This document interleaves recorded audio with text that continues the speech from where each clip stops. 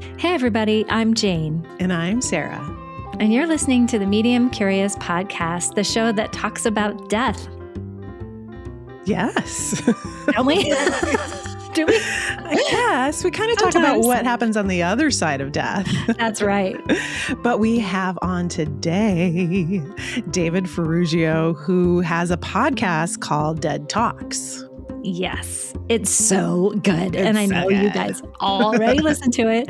That's why we're so super excited to speak to him, because I was a little bit fangirling, a little bit. Oh, you held it together, Jane. Thanks, man. Let's go listen to me holding it together. Whoop, whoop. Well, David, thank you so much for joining us. We are just beyond excited. Sarah, tell him how excited we are. We're so stoked. We're big fans. And for those 2 or 3 people out there who don't know who you are and haven't heard of your podcast, would you tell us who you are? Tell us about your podcast, and let's start there. Goodness. Yeah, no, I appreciate the excitement. Thank you for that. And 2 or 3 is a little low, but I appreciate that. So my name's David Ferrugio. The podcast that I host is called Dead Talks Podcast. Been doing it 6 years or so, inspired by essentially the loss of my dad when I was 12. And the main mission is just to normalize the conversation around death. Had a lot of eclectic conversations with the foundation of grief, of course. Yeah. But, I've spoke to mediums. I've had near-death experiences, war veterans, mafia people on. So it's really just an overall conversation about death that we all share. Wait, can we start with the mafia? Sure. Is it because my last name is Ferrugio? What does that mean?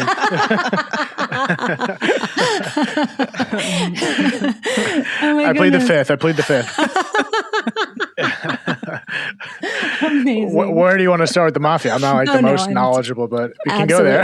I'm absolutely being silly. Fair enough. I appreciate that.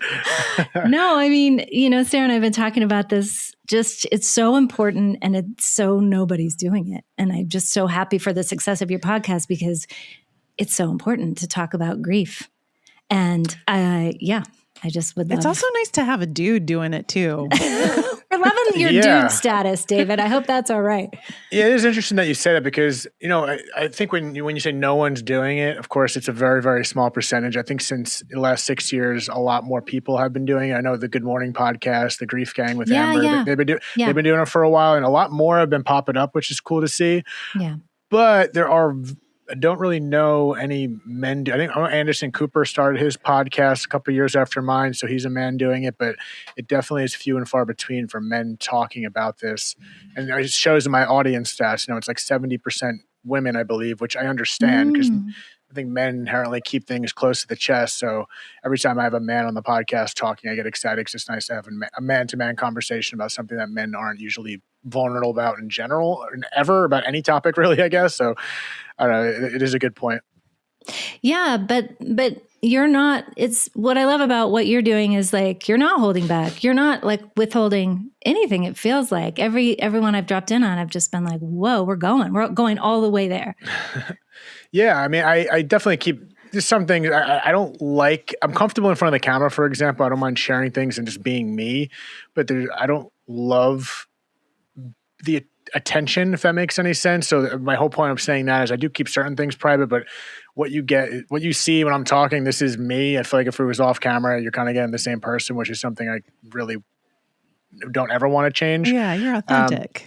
I try, for better or for worse, but especially the conversations. I want the conversations to be as authentic as possible, so people feel like they're sitting in the room and, don't feel as alone, I guess. So they're kind of just a fly on the wall. Has it changed a lot over the 6 years? You were saying that it's kind of morphed a little bit as it's gone on. Yeah, it continually changes. Even just now, it becomes more detail oriented in my changes. From the beginning, I was before I even started, I was like, maybe I should just talk to people that lost their parent. I was like, no, that's too specific. Then I said, maybe I should just talk to comedians, because I want it to be serious, but also I like laughing and dark humor. So it's like, that's too specific too. So let's just talk to everyone about death. And, when I talk about changes, not even just the topics that become way more eclectic and explorative, just the details of the format of the show. You know what? I think I just heard noise. I'm going to shut that off. Just the details of the structure of the show. Like, even just a week or two ago, I got rid of intros where it would be a montage of edits of the highlights of the episode. I was like, let's just cut that. Let's just get right into the show. So I'm constantly testing and changing things that hopefully get it to more people. And that's where it becomes more algorithmic and detail oriented that I don't even like doing. So I'm at the point now, I'm getting better at it, but I'm at the point now where I'm getting excited to hopefully hand that off. And I'm not quite there yet. I'm still growing the show. So I just want to get to a point where I can just talk and do what I do, and then people smarter than me can handle all the other things I just mentioned. That's living the dream. That's the dream. Yeah. Working on it. Well, wonder if you can tell, again, the 2.5 people, tell us about your, the tragedy that brought you into this work. Can you share a little bit about what happened when you were 12? Yeah, feel free to cut me off and let me know if you want more detail. But the premise, so I was 12 years old in 7th grade, and that was September 11th, 2001. My dad worked in the North Tower of the World Trade Center. So Tower 1, the first one that got hit, the second one that went down. So, that experience is the main why behind the podcast. Of course, that inspired me to have my own experiences with death. I've had people pass away before that. I've had people pass away since then, but that was the quote unquote traumatic experience, if you will. And, it pointed a few things out. One of the biggest lessons that I've learned and realized from that was the specific nature of September 11th amongst the thousands. I'm not the only one that experienced that day personally, but for me, it was a blending of, oh shit. So at 12 years old, my loved ones can die and couple that with at a blink of an eye and in that way, right? In the most absurd way of what 9/11 is. And that capacity is just so, I can't think of a different word besides absurdity. Yeah. And so it kind of, all that together blended was like, oh no, this shit can happen. But I never really felt like it happened to me. It's very easy, I think, when things happen in life from the smallest to the biggest thing to feel a victim mentality. And I never really felt like, oh, this happened to me. And that was also blended with the lesson because there were thousands of others. So maybe inherently and subconsciously that was easy to grasp. But just in a general mantra of life, it just made me realize how quickly things can change. But I didn't really dive into the fear so much. It might be easy for me to say now, 25 years later, who knows exactly what was going through my head as a young boy. But it just made me realize, things can change on a dime but also for the better too. So I didn't really hang on to, I didn't hang on to the fear as much. Oh my God, I got to hold on to my mom, my sister, because they can die tomorrow. It was more, oh my God, okay, my mom and sister's family, friend, they can die tomorrow. I could die tomorrow. So I might as well make the time worth it right now. And it led me to a more of a gratitude approach to what is right in front of me in the present moment, as opposed to constantly worrying about, oh, this shit can happen. And so there's a double-sided sword to that nature, but long answer long, that whole premise led me to want to share other people's stories because I realized I was in the limelight, not individually, but kind of, because everyone knew my dad died. So I got the attention. I get the texts every year because everyone knows 9/11. So on the flip side, it made me realize of all the people that go through grief and loss and death that don't get that acknowledgement because it wasn't on a public scale. So I wanted to normalize a conversation that I realized people weren't talking about as much, yet it's the most common denominator of all of us. So it makes no sense that we're not talking about it. Exactly. And so all that coupled and smorgasbord together just kind of gave birth to what Dead Talks is. What do you think? Why are we so weird about it? Why? Yeah. I feel like you two would know more about that than me, but if I had to answer your question, I think it's just I think it goes down to the unknown. I think when you put together something that is so unknown, but so definitive at the same time, it's like, oh, this is going to happen and I don't know anything about it or what it's going to be like. Or when. Or when. Or and how, not even, or how. That.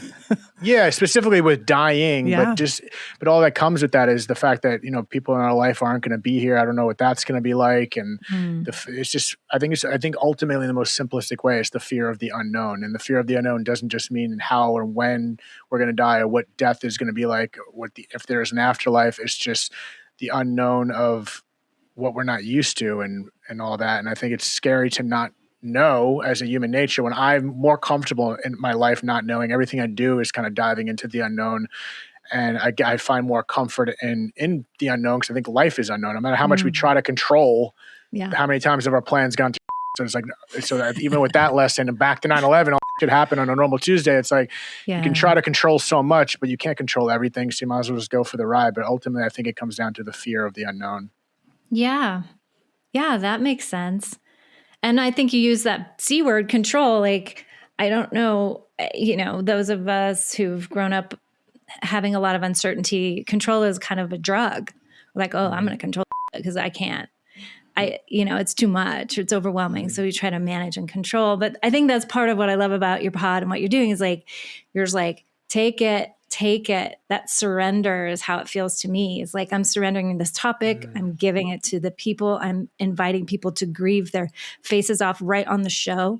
I've like really been moved by how people are really like in it. They're feeling it. And so. Well, also too, it's like when you share your experience with other people, and other people can take part in your experience, there's so much healing that happens with that. And as I've listened to some of the guests that you've had on, it's like such a heart opening experience too. Right. Yeah. Knowing that we're not alone, we're all going through similar experiences together. And I think that's a lot of what you offer.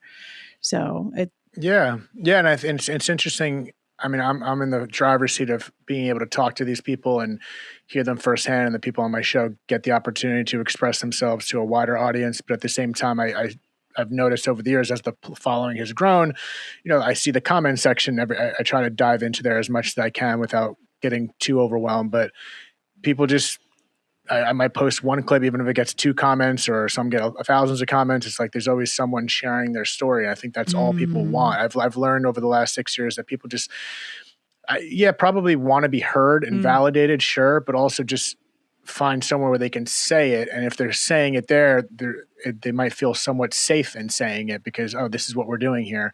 And so I've noticed a lot of power. A lot more people want to talk about this even than I thought, which I thought I knew people did, but also I just have these voices of doubt constantly sometimes, especially in the beginning years of doing this, but just to be willing to witness people just send a long-winded paragraph, sometimes messages to me, just wanting to express their experience because that signals to me, okay, they feel safe in saying it, not only to me, but just to like this little community that's being built.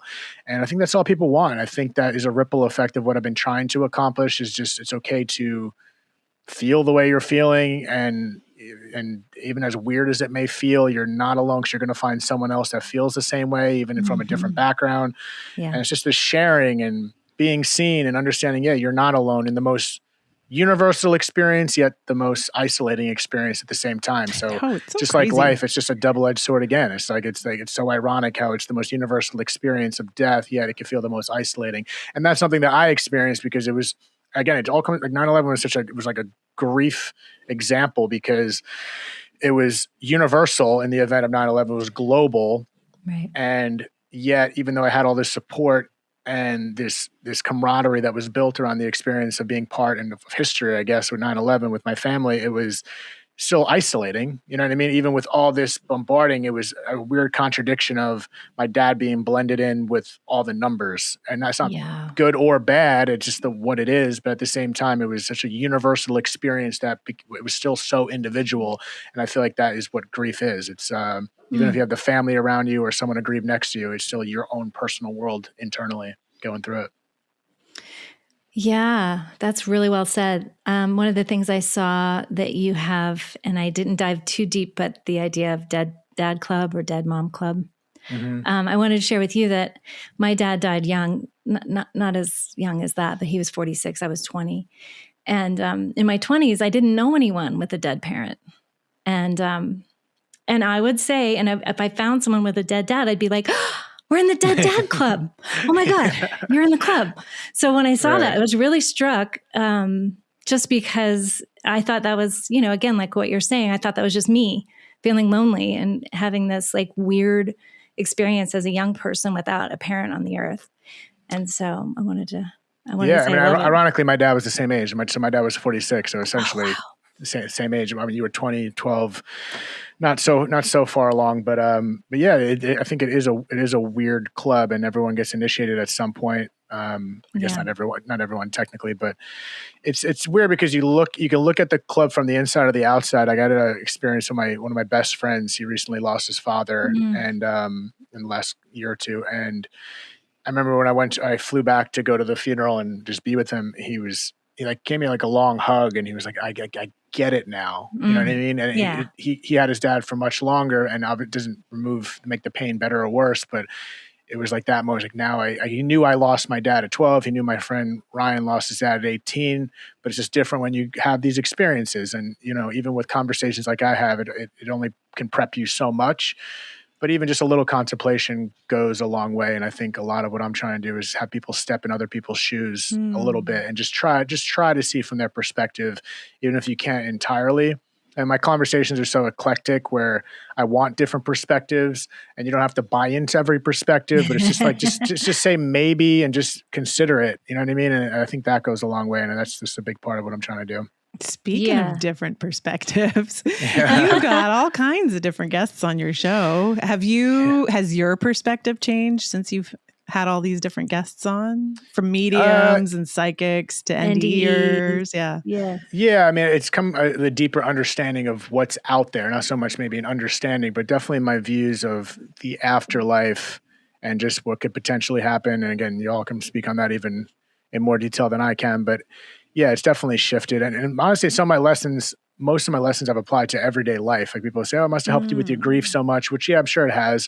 But at the same time, the experience of grief, loss, and everything that we talk about is just so applicable to everyday life in general, from down to relationships to just how you wake up in the morning and being grateful for this or that. It's just so applicable to everything we do in life. So yeah, it's a conversation about death, but it's a conversation about life. And to answer your question, I think it's evolved in just the possibilities of being open to what happens next. And I've heard so many near-death experiences. I've spoken to mediums as yourselves, and it's just opened my mind to more considerations like, oh, I never really thought about that being a thing or this being a thing. So it's widened my horizon more than anything. And now I'm kind of grabbing the puzzle pieces and slowly putting them together without an absolute definite answer. It's just kind of leaning towards, I believe in that a little bit more than this, but then someone could tell me something else through story and experience, like, oh, I never considered that. So it's just constantly evolving.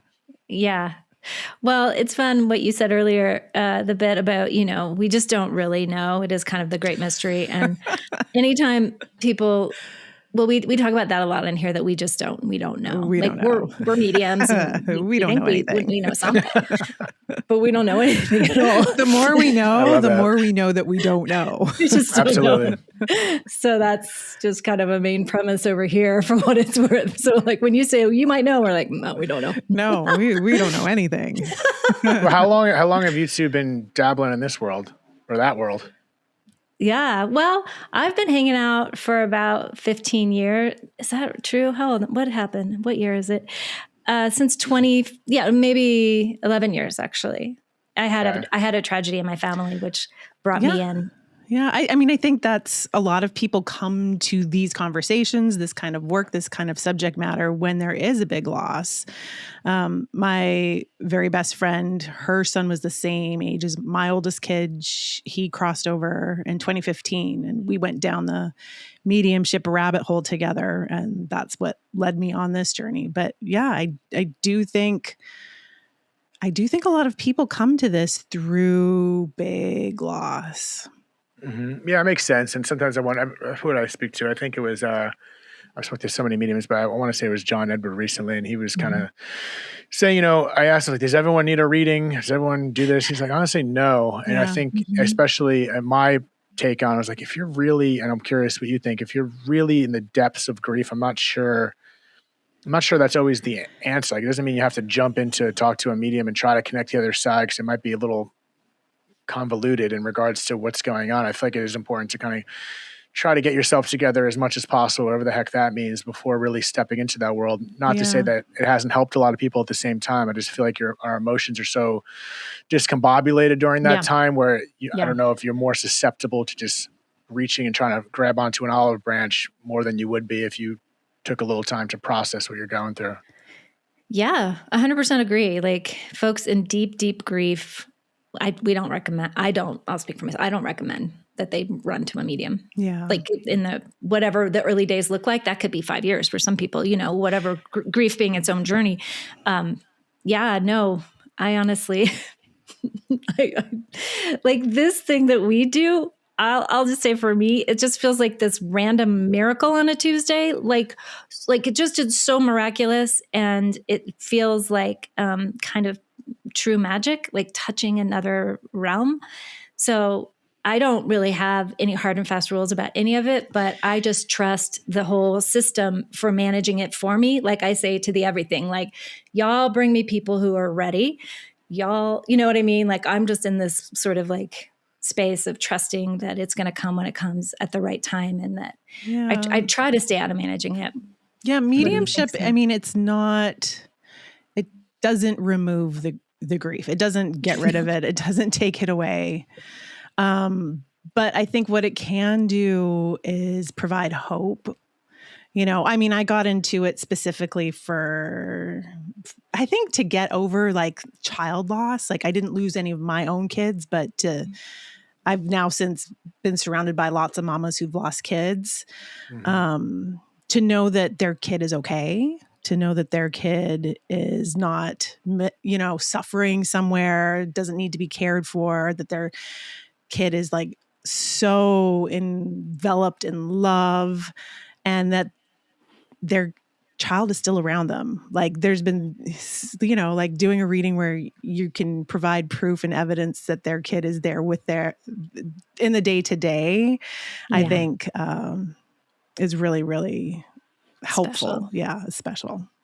Yeah. I mean, it makes sense. Obviously it doesn't completely eliminate grief by any means. I mean, I've spoke to mediums that obviously still grieve. I think that's a misconception, but it's just a terrible example. But it's like if you're away from someone for a long time, like if say it's a long distance relationship or a family member you haven't seen, like me and my mom will get on the phone every now and then and just have a catch up. We'll text, we'll talk, but it's not the same as being in the same room as my mom. So it's kind of like, I feel like if you know the other side exists and you have a different form of communication, but it's not the same as experiencing someone in the material world, and it never will be. No, I mean, there's nothing you like hugging your kiddo. Like that's not, that's not replaceable. No, that's not replaceable. Yeah. No, it's never a substitute, but you know, it's a tool. I'm curious how it is for you, because you're not a therapist, right? Because you hold a lot, like you're holding space. And like I said before, in a beautiful way. And do you ever feel sort of like exhausted by it or overwhelmed, or how do you kind of like release the stories after you're done recording? Yeah, I don't know how, actually. It's I think about that sometimes, like, oh, geez. Someone was telling me, someone was kind of expressing themselves on me, and off the record, like it was just like a conversation. And she was saying, like, I'm sorry, like I'm dropping this on, like I'm being all sympathetic about it. I was like, I kind of do this all the time, which is a lot sometimes. And it depends on the conversation. I've had certain conversations where I literally had to step aside and kind of like shake it off. Like I spoke to Moses Castillo, who's a former LAPD cop, and he shared some really heavy stories. I remember that specific episode. I've had a lot of heavy episodes, but that specific episode, I went like to a park and just like decompress, and I was able to notice how I felt. I was like, I need to like chill out for a second. But a lot of the times, I don't know, maybe it's just like the framing of it. Yeah, I know it's a lot of these conversations are heavy, and I'm willing to hold the space for that because I feel like this is what I'm supposed to do. So it makes it easier. But also my framing of it just feels positive. Not maybe my internal framing, whether it comes out like that in the form of my episodes. It's like, yeah, we're talking about some real heavy shit, but at the same time, there's always just a signature of positivity and healing and just the realness of what life is and coming to age / what worked for them to feel better. And it's ultimately with a positive spin. I try to do that for most of my conversations. Even without trying, I think that's just the nature of the people that I have on and conversations I have. Like, yeah, you're driving into the muck in the beginning, but then you're telling a story of getting to a better place. Maybe not even the perfect place or a healed place, but just a progression of trending upwards, if you will. So I think at the end of the day, I remember these conversations, as heavy as they are at the core, it's ultimately a conversation of healing and positive framework. So I think with that ideation of where the nature of the conversation is going, it makes me focus on that more than just like the muck of it, if you will. But outside of that, I don't know, maybe I'm just like a goldfish and I have an ability to just kind of, okay, we did that. We're going to go on to the next thing and hopefully not have the capacity. You have capacity. I guess. I don't know. What is that? You tell me. What the hell am I doing? You're doing great. Yeah. Okay. Especially, go ahead, Sarah. Well, I'm just, you said the signature of positivity. Like, I wonder if you've thought about that, like what that is. What is that signature of positivity? Like getting out of the muck to someplace better, to someplace where there's healing. Like how do you get there? For someone who is stuck in the muck, how can they possibly get to that place of hope? Yeah, I don't have I'm not going to give you like the 1, 2, 3 step about how to do that, but at the same time, listen, I don't have any answers. I think in my sense, it's just kind of it's one step at a time. And if you feel like you are in the muck and be like, all right, you don't have to rush out of the muck yet. It's cool to be in the muck for a while. I could just stay in the muck and just sit in there for a while. But I just think I think my answer is give yourself at least a maybe. Like, I think it's much easier said than done. Everything is easier said than done. I've talked this the other day. Like people say, it's much easier said than done. What's easier done than said? I can't think of one thing. First of all, so the whole point of saying that is it's work, it's effort. It takes effort and energy to expend in order to do anything. Especially if you're in the muck. And I just think give yourself a maybe. I mean, if you're in a certain place where I'm 25 years down the road and you're someone that just lost their father, for a specific apples to apples example, it's much easier for me to talk about it and say, oh no, it's going to get better. But when you're in it, it feels like this is your forever, and that's okay. That's fine to feel like that. Right. But if you're not someone that's really, exercised out to be like, I know it's going to get better. I know this is just temporary. If you're not someone that's there right now, then it's like, just say, give me a maybe. Just say, I'm not going to say, toxic positivity. Yeah, it's going to be better. This is just right now. This is temporary. Say, maybe it will get better. Just give yourself at least a door ajar as opposed to keeping it wide open or completely closed. Because if you completely close it, then it's going to be a little bit more difficult to get out of someone. That's where the mentality comes in. I do believe the semantics, the way we speak, the way we constantly habitually talk in ourselves internally and externally, that adds up. That turns into how we're creating our reality. So without the woo-woo stuff, I just say, give yourself a maybe. If you're feeling shitty, start paying attention to how you're speaking to yourself. So I do think step one before the maybe even is just awareness. Just just do a little exercise of yourself. Say, what am I saying to myself constantly? Like if you just catch it, just like, I'm thinking of myself, oh, this sucks. I'm miserable. I'm going to be like this forever. Then just catch it. Like, okay, just take a note in your head. That's what I said to myself. Don't do anything. You don't have to do some positive meditation or exercise. Just acknowledge it. I think step one is being aware. Then the next day, oh, I said the same thing again. Maybe that's redundant. Maybe I keep saying that to myself. Why do I keep saying that to myself? And then the next step to me is that maybe. It's like, I'm going to be like, if you start thinking, I'm going to be like feeling like forever, just say, maybe I won't feel like forever. The next day you feel it again. I'm going to feel like forever. Maybe I won't. Maybe I will be a little bit better. The maybe at least gives you an out for your brain to start Google searching positive outcomes and positivity. And I think step one is just maybe. It's like, don't say no. Don't say yes if you even want to. Just a maybe can go a long way, because at least it keeps a little bit door ajar to possibly see the light at some point. And so I think there's a power in the word maybe if you're not like gung-ho about the super toxic positivity of it will get better, how I am psychotically. But at the same time, I think the short answer to me is it's like, just say maybe things will get better, because I believe they will. Well, and to bring it back to awareness, I think that's also so huge. I mean, as mediums, Jane and I always talk about that awareness. That awareness is everything, especially like awareness about energy. So can we talk about energy, David? I'm married to your show. We can talk about whatever you want. David's are great. It's your show. David's are great. Just so you know, all David's good. All David's are great. I'll take it. So energy, like what are your thoughts on energy? Everything's energy. So that's our entire existence. So and especially when you talk to what you're talking about, if they were believing in the scientific principle of energy cannot be created nor destroyed, everyone focuses on that. Now you got me thinking. It's like we always say energy cannot be created nor destroyed. Everyone knows that, I believe. And we always focus on the cannot be destroyed aspect. Yeah. But the one that freaks me out the most is cannot be created. Like, what the hell does that mean? Like, it's just been here. It's just a circle. It's just always been here.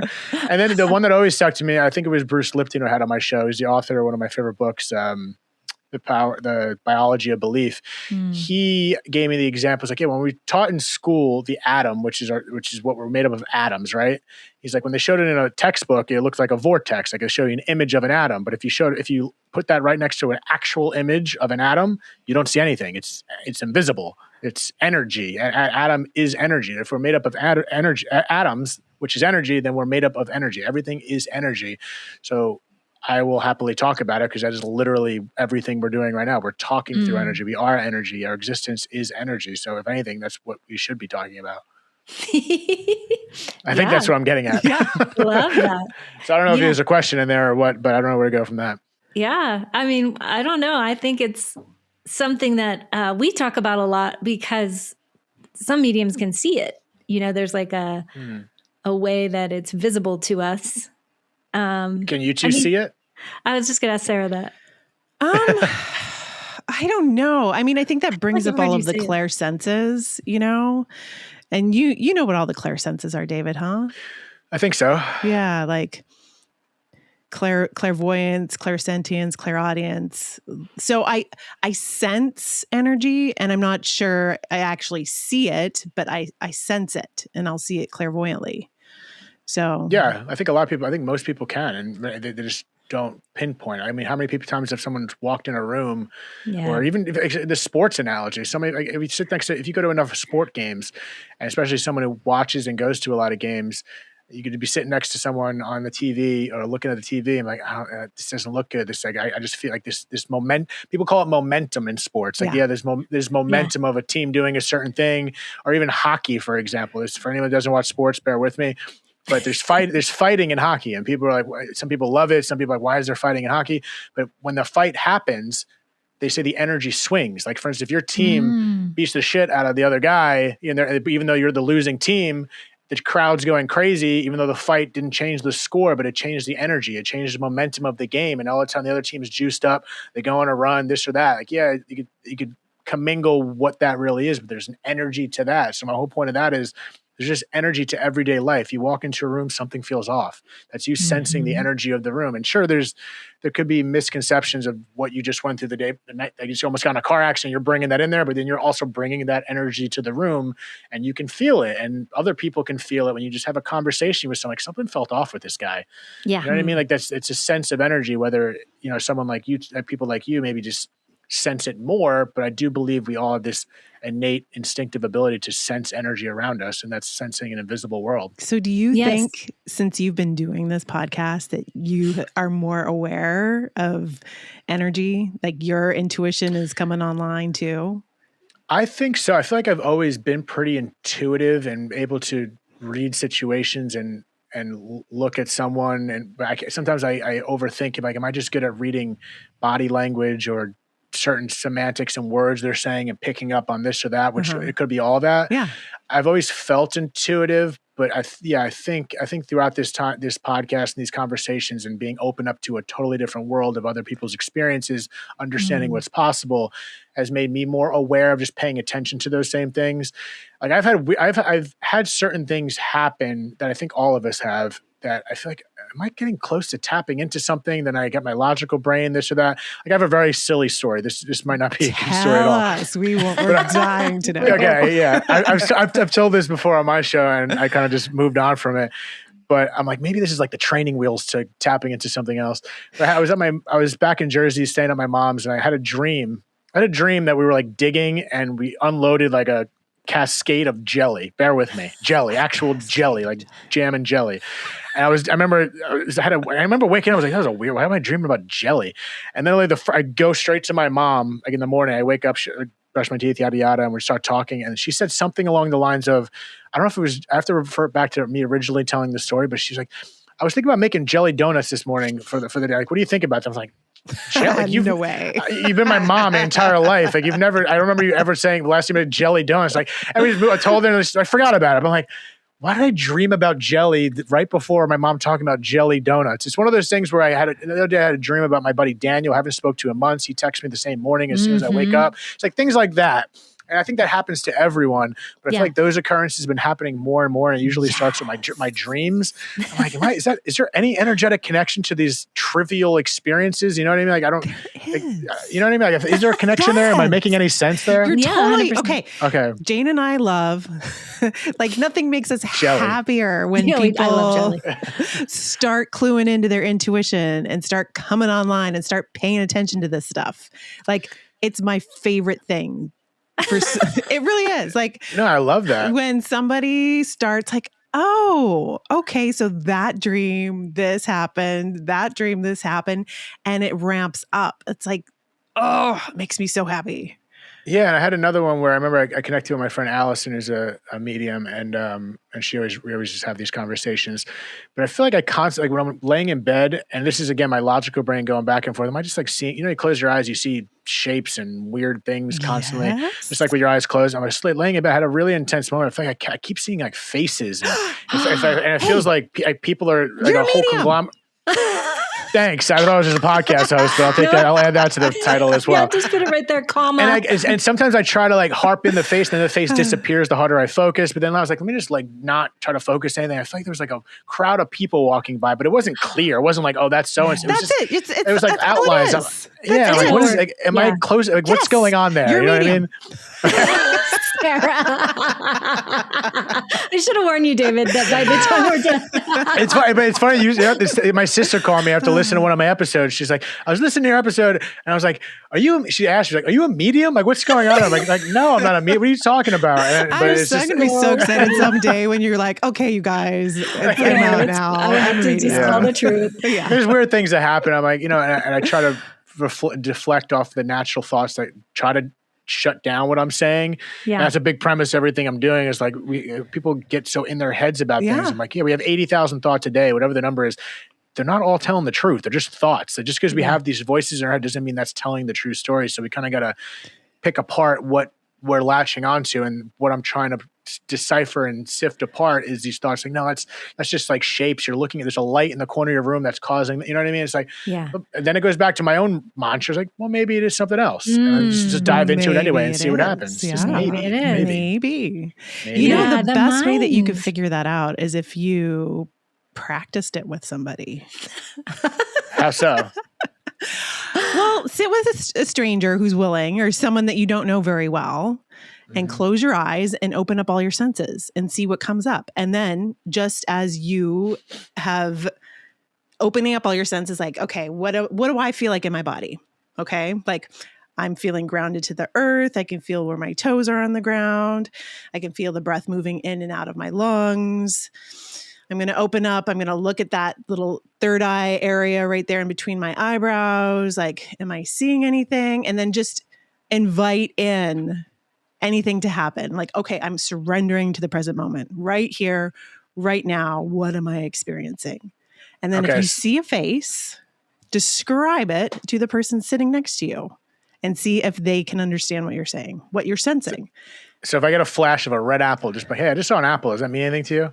Mm-hmm. Did you just get a flash of red apple? No, now? I'm just like poor example. I'm just saying, like, maybe I did. Maybe that's why I said it. But at the same time, it could mean something. It could mean something to the person sitting in front of you.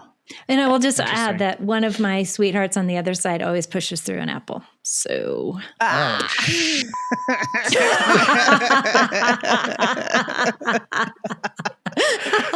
a medium. That was easy. Good job, sir. I think it's so funny that there's all these people who do so much stuff around mediumship. We had another friend who was a podcast host for a while. Do you know Susanna Scully? She did The Cosmos and You way before podcasts were a thing. Talking about this stuff. Yeah. And guess what? She's a medium. She just figured it out. I'm like, I think that's hilarious that you had a whole show about it, and now you're just discovering that you are. Yeah, I think I've heard it over and over from other mediums. Like, everyone can do this. Like, and it may be more just quickly based on whatever reason, just I'm more inclined to it like off the rip. Who knows? Yep. But yeah, I think it is a practice, just like anything else. And then we go down the whole rabbit hole. It's like, it's probably why the Bible said that mediums are bad, because they don't want everyone tapping into this. Ding, ding, like, ding, ding, ding, that's my take on that. Like, a couple guys like, nah, we can't have the whole population be able to do this. This is no way. So we got to shut it down right now. Except for everybody in the Bible was mediums. Like they say, John has his whole damn book, and meanwhile he's getting messages and visions. But wait a minute, are we not supposed to be? I thought we're not supposed to be. Yeah, but it's from God. But the other people aren't getting it from God. What are we talking about here? I don't know. No, but just John. John. John.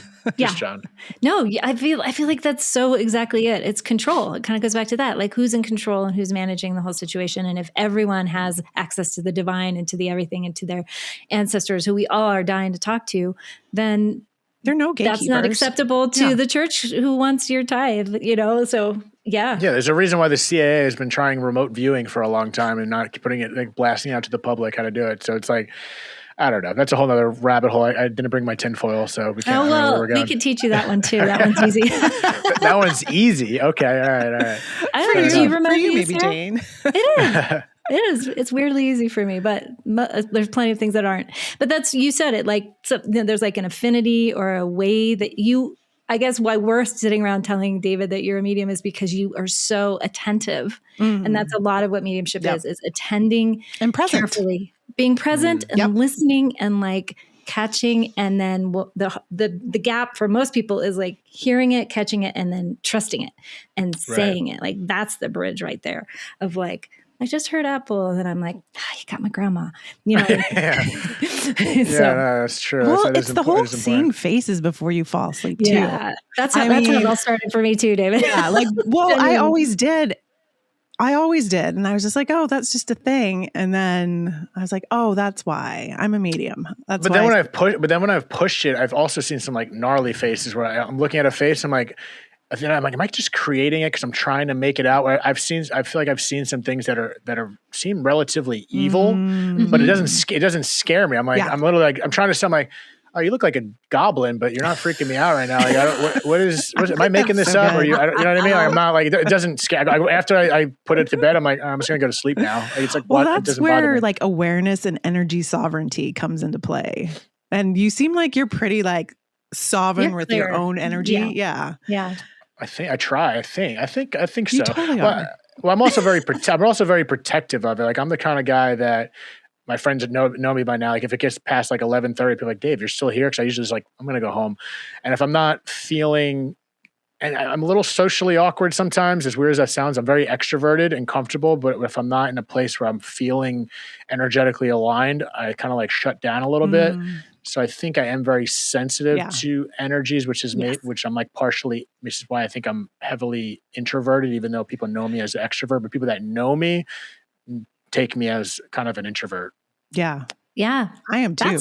Me too. Exactly that. I have to shut it down. It's because I'm a medium, obviously. That's right. I mean, you're just like us. We're just going to keep saying it. Yeah, thanks. But it's kind of exciting though, really. I mean, it's exciting. I don't know. I just, it's such a random story and I'll keep it really short, but I have someone I'm working with who like just tuned into my dog. So just to, really like detour out into animal communication.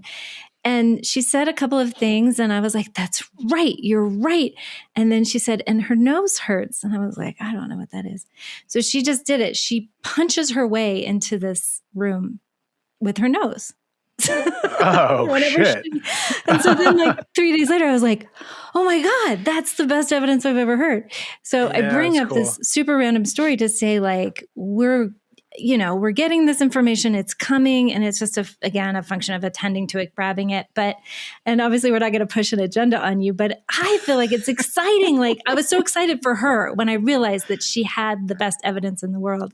Cause it's like, it literally is, it feels like Tinkerbell and magic. Well, I just need to get disciplined. I'm not putting in the work. Like it happens, and I'm the next day I'm on Duolingo learning Spanish instead of working in my mediumship. Oh, it's all good. I mean, that's the thing. Like my dream is for everybody who wants to delight in the fact that they have access to energy, to spirit, to people their intuition. Yeah. And that it's normalized. Like it's not some like weird, freaky thing.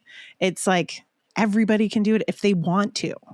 Yeah. Yeah. And I've learned that in my comment section again, if you go through like, especially certain videos, like, oh my gosh, so many people have experienced this. Yeah. Like I posted a video again. I keep bringing up John Edward because it was the most recent episode. But I shared an episode of him having this weird energetic experience right before 9/11 when he was at the World Trade Center and the experience he had. And he wasn't like, I knew 9/11 was, I had this feeling. And then I look at the comment section, so many, and I take everything with a grain of salt. Of course, there's people out there that who knows what they're saying. You have to take everything with a grain of salt. But nevertheless, regardless, there were so many comments of people claiming that they had weird feelings before 9/11. Yeah. It's a very specific niche example.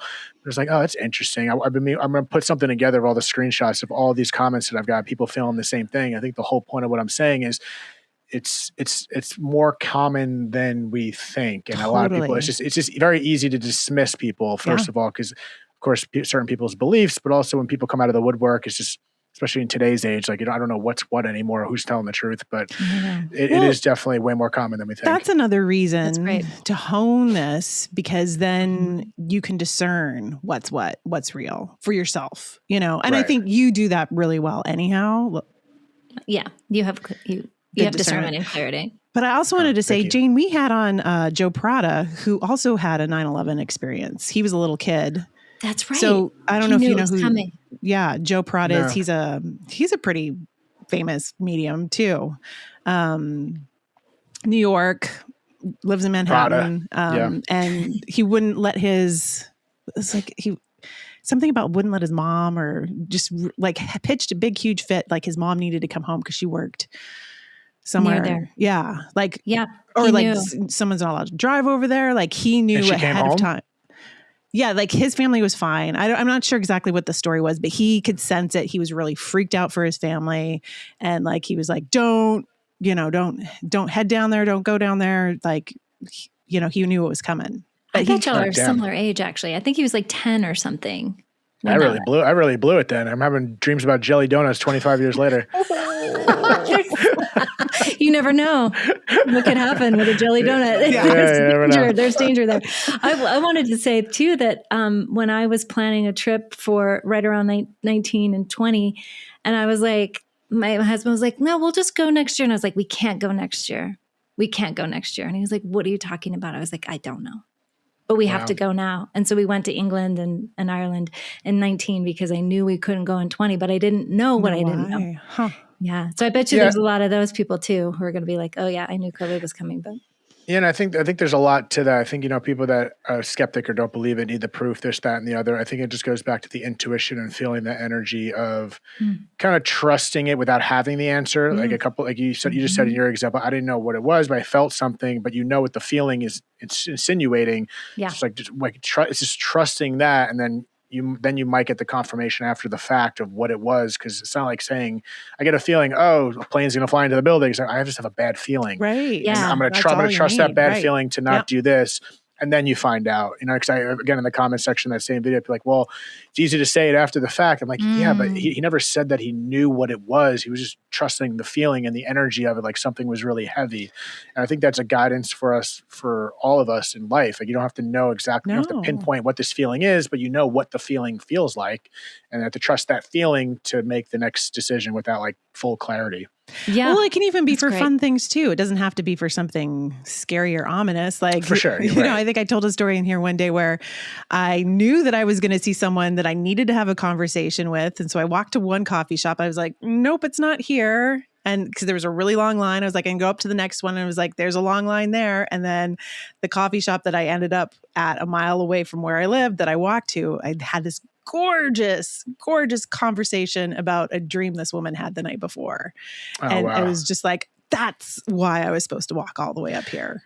Yeah, it's little things too. It's not even I think when people think about this following the energy, kind of what you were just saying, we have to put on this grandiose scale, like, "Oh no, it's going to lead me to this job." No, like the other night I was walking with my girl to a bar, and she wanted her little vape, and I was like, "What about the gas station?" She's like, "No, that gas station just never sell." And if someone was like, I kept harping, like, "No, we're walking by, let's just go in that gas station. We'll find it." Like, she was pretty sure, like, the gas stations never sell what I want. "No, let's just go." You go in there, has exactly what she wants. And then I see some Beanie Babies. I go in there. The second, third Beanie Baby I grab, I was looking at the birthday. I was like, maybe I could there was literally like 70 Beanie Babies. Maybe I could find her birthday. The second or third one I grabbed, I found her birthday, got her the Beanie. I'm like, again, these are so, they don't mean anything, but they kind of do at the same time. It's like the gas station happened. Like, I just trusted it. I never buy vapes. So I'm like, I feel good about that. Let's go there. Found the vape. Immediately she was shocked. Found a Beanie Baby with her birthday. I'm like, "Look what I just found. It has your birthday." And she was shocked. Now it's like these little tiny things, It's like little tiny cookie crumbles. She needs to listen to absolutely everything you tell her from here on out. Yeah. Clip this for me, and I'm sending it to her right now. Yeah. You got it. Oh, man. Oh, this is so fun. So we'll do another session where we continue to teach you that you're a medium. But that's fine. Let's do it live, baby. I'm ready. Yeah, let's do it. Well, we could. I'm down for a lot, so whatever. That's cool, man. This is fun. We could have him try to read us, Jane. Oh, that might be awkward for me. Yeah, that'll make me look silly, but I'm down. Whatever. Yeah. Yeah, let's make you. Yeah, you read us. You non-medium read us live in front of other people. Yeah, but I'll say yes anyway. I love that. Well, we do. We are sort of kind of almost out of time. Sarah, did you have one more burning question before we have to close it up? No, I just want to say, like, keep up the good work. You're just a delight. Like, the world needs more of you, David. Yeah. Oh, that's sweet of you. I appreciate that. It means a lot. Seriously. Thank you for having me. Yeah. Thank you for being here. Genuinely, it's just a real treasure. And then I guess I wanted to ask you, though, is there anything more that you want to share before you hop off the mic? Like, what do you think are like, what do we need to know about death that you've learned from talking to 255 people ish? Yeah. I mean, besides the fact that it can suck, it can also be really beautiful. You know, I've learned, I've said recently, I was like, I don't know if my dad would ever have taught me as much as he had if he was still alive, which is crazy to say because he was such a great father. But there is a lot of beauty that can come from it, but it's also a beauty that you don't have to recognize right away. So I just let it ride. Sometimes I see life as a wave and, you know, or a rip current for that example. Like, I think they're telling you, like, just, you kind of got to let the rip current take you. If you start fighting and exhausting all your energy in the rip current, you're going to drown. And I think, in that rip current, even though it's scary, you got to allow yourself to be taken by it. And it comes down to that surrender. But, I don't know what the hell I just said, but that just came out. But yeah, but besides that, because I'm a medium, can I do this is my first time ever doing this, by the way. Can I do a shameless plug? Yes, hell yeah, please. Absolutely. Yeah. So what the hell is, what's today? April something. I think it's April. We're in April at some point. So in September 2026 is the 25th anniversary of September 11th. My dad and of course thousands. So that my first book's coming out around then. It's technically available for pre-order now. So I may give you the link. Yes, if totally. Interested in pre-ordering it. It's going to be some months down the road, but it would mean the world if people considering, checking out my book. It's weird to say that I'm an author, but technically I am. Hopefully people like it. And it's not just my story. It's also eclectic lessons that I've learned from the hundreds of people I spoke to and kind of putting together in one book about how to live life after grief and loss. Oh, looking forward to it. Yeah. No, I'm going to order it right now. Send me the link. Oh, come on now. No, for real. I'm like that. I'm a pre-orderer. Pre-orderer. You just don't know it. You just don't know me yet. But that's my way. Well, I haven't tapped in yet. We're working on it. Yeah. But thank you so much for having me. I appreciate the opportunity. It's a blast. We got to get you both on my show. Ooh. Oh, we love it. Thanks, yeah, David. we'll make that happen. Thank you. Awesome. We'll see you soon. Bye. Yep. Bye. Very Soul is our sponsor for Medium Curious. Jane and I are both Very Soul mediums. Oh, yes, we are. Verysoul.com, y'all. Inspired by spirit, guided by love, and brought to life by mediums.